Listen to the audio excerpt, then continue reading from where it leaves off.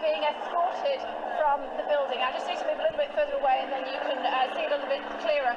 School children are invited. Jason Farrell's with me. School children are shown around on a regular basis, aren't they? But they would have been caught up in this and they would have been involved in the lockdown. Yeah, quite terrifying for them, really, these school children. It's quite common for them to be shown around Westminster, especially on the day of Prime Minister's Questions. We often see them in the building on that day, and they look like primary children, so they were young, I would say under the age of 10, although there's perhaps an older bunch coming out now.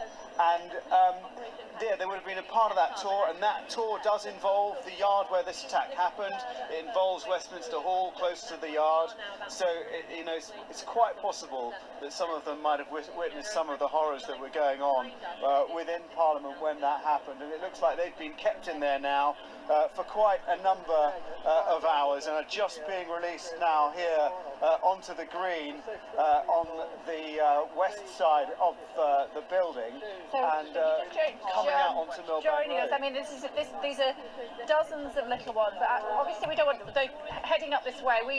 We'll be careful not to identify these youngsters, so we'll probably just show their legs or some such. But they're starting to stream out of the building now. They're being escorted by the police. One can only start to imagine how these youngsters must have felt when this incident unfolded. They would have been aware. Do you want to have a look? But again, please don't identify these children as we're looking at these images.